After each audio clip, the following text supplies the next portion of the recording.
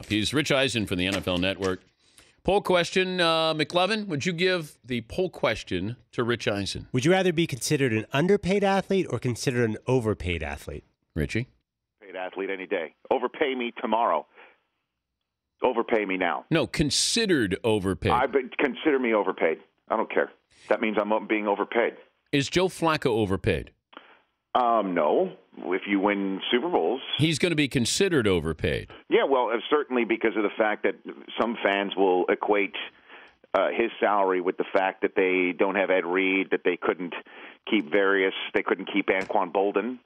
I mean, and if he underperforms, as he occasionally hits 3, 4, 5 week stretches where the offense falters, he will be considered overpaid. But there's a trophy in the case, and one of the main reasons why there's a trophy in the case is because Flacco had one of the more unblemished postseasons ever. And, in the same way that Eli frequently gets grief from New York fans and from New York media because they hit stretches where they play down to the levels of opponents, he's considered he's considered overpaid, or he's not elite. Bottom line is, when the chips are down in the playoffs, if he performs as he frequently does, then he deserves to be considered elite. That's all. That's what you always get whenever you get a big contract. I'm looking at some of these guys who are still waiting to latch onto a team, and I figured it'd probably be July or August before some of these guys might get signed. We're seeing Brian Urlacher, and at the time when he was on the show, I said, you know what? I would take the one-year deal. I don't care what they're offering me. I'm going to play. I'm staying. I'm going to be with this team. I can, earn the incentive. So here he's on the outside looking in. Says the Vikings may be. I brought up Denver to him. Now Denver might be in play. Vikings said we're not interested in him. You got Charles Woodson, who may be Denver or maybe goes back to Oakland. Do you see any bargains with any of these guys that are unsigned right now? I do. I had Charles Woodson on my podcast last week, and just being around him is, in my mind, a plus for a team. Just having him around. I mean, who better to throw an arm around? I mean, I guess they already have Champ Bailey, but with Raheem Moore getting burned on 2nd and 73 last year, who better to throw an arm around him if he needs one than Charles Woodson? I don't understand it, but in the day and age where roster spots are at a premium in the regards to somebody who's on the team has to do multiple jobs, special teams as well as nickel, to have somebody who essentially is a one-note player for more than a veteran minimum is not an attractive option to a team right now. They'd rather have a young kid that's green than somebody who's going to put on a gold jacket someday. And I don't understand it. To me, Urlacher is a valuable member of whichever team is smart enough to sign him. Yeah, but it depends on at what price, Rich. That's true. But if these guys are coming in and saying, I want $3-4 million a year, they'll find themselves on the couch. But for $2 million, he could have stayed in Chicago. I mean, was he really going to make that much more money elsewhere? And do you really want to relocate? You got a chance in Chicago. You'll be in the playoffs. I just didn't understand that. Well, maybe that's going to come around again.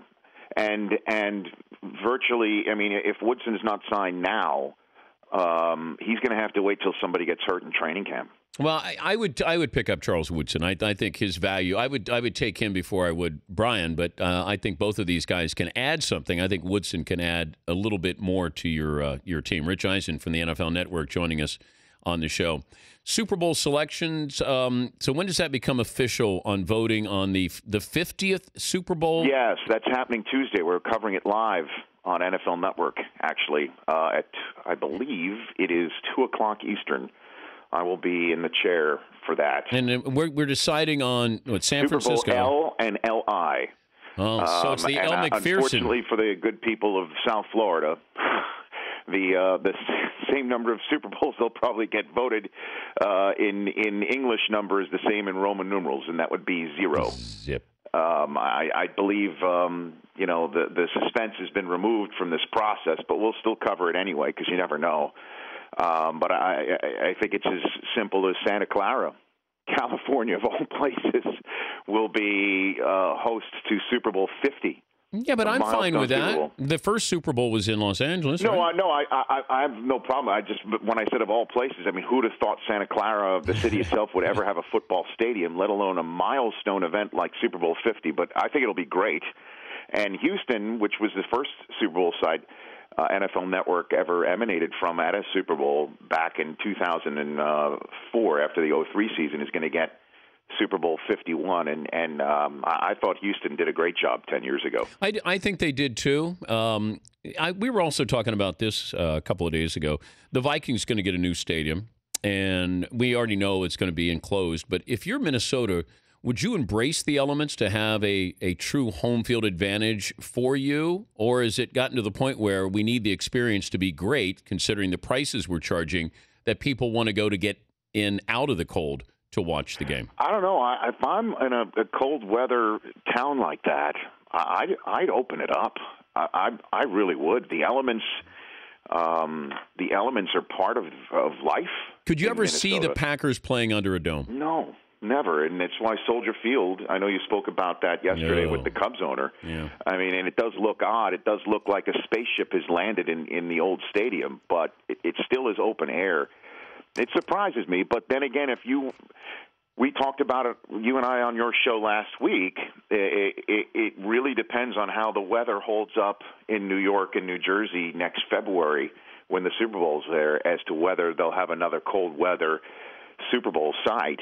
And in Minnesota, there's no ifs, ands, or buts. It's probably going to be bitter cold if you ever hold a Super Bowl there. So if you have any desire to have one, you might as well build the dome. Or Final Fours, for that matter. What about Dream Team for Hard Knocks? What would be, if you're producing Hard Knocks, the team that you say, home run? This year? Yeah. Man. And I'm going to take the Jets out of it. Well, of course. Because okay. That's not fair. Please. That's low-hanging fruit there now. Yeah, that is the low-hanging fruit. All right. Is there another one that you go, okay? You can't go wrong with Dallas ever. I'd love to see on Hard Knocks. I'd love to see Denver, because I really would love to see how Peyton Manning prepares for a season. But I don't think they would show you that, and I think Dallas would be boring, even though it's there's storylines there. Jerry would make it interesting automatically. Yes, Denver and Romo and there's lots going on. Yeah, but they're not. Always. They usually don't show the marquee guys. I don't know about that. Well, they showed the Dolphins, and Reggie Bush wasn't even involved in it. It's more about the rookies. It's a reality show. Right. It's an American Idol of sorts for football players. Like, who's the young guy? We've discussed it before too. It's just with each passing year where teams don't want the distraction. Where Mike Silver's writing columns how Tebow's not getting a job essentially because of what would come with him in the media front. Do you believe that? Say that again? Do you believe that? I do. Well, I do.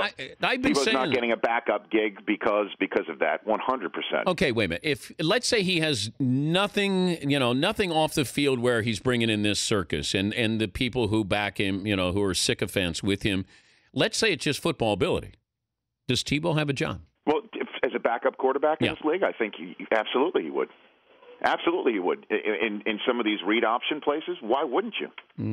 Maybe third string quarterback. He's not going to be your backup quarterback. Well, the issue is with him is he's usually brutal in practice, and that's what you need your backup quarterback to do. That's part of the reason the head scratcher about the Jets is that they supposedly were surprised. He's not very good in practice. Well, people everybody told knows me this that. in Denver. They go, you know what, dude? He can't play in practice, but he's awesome at the end of games. And I'm thinking, okay, well, the Jets now are going to bring him in. And then they go, man, this guy's not any good in practice. Did anybody do any research here? Oh, my one of the God. many high-risk, high-reward moves that came in the high-risk category. Speaking of risk, not a high risk here, but is Matt Barkley going to get a legitimate chance here to start for the Philadelphia Eagles? Hey, I think everything goes out the window with Chip Kelly in terms of what would be the conventional approach. And Pete Carroll showed last year that the concept of competition has a payoff, and why not? I mean, why not? That's the only question is he really ready? We don't know. I mean, could he be this year's Russell Wilson? Anybody who sits here and says no way didn't pay attention to last year. Well, different styles. Different styles, no doubt. But I'm just talking about it in terms of somebody finding the right spot. And I know his style of play is not technically the Chip Kelly style of play and vice versa. But we still need to see what the Chip Kelly style in the NFL is. No, it will be that style because it's not this, read option type thing. It's squeezing off as many plays as possible, and somebody who can go to the line of scrimmage, take care of the football, and just regroup there at the line of scrimmage and be able to run an offense. They want to run, 10, 15 more plays than you do, at least on average. They want to be up there with the Patriots running the most plays in the NFL. Yeah, and we'll see if it works. We'll see if they have the personnel to do it. That's one of the more fascinating stories to me of the upcoming NFL season is how that's all going to play out in Philadelphia. And that's one of my favorite games that the network has on the schedule. Week 3 is Andy Reid's return to Philadelphia. And Donovan McNabb's going back there, I think, that week. Isn't he getting he's going to retire as an Eagle as Andy Reid comes to town.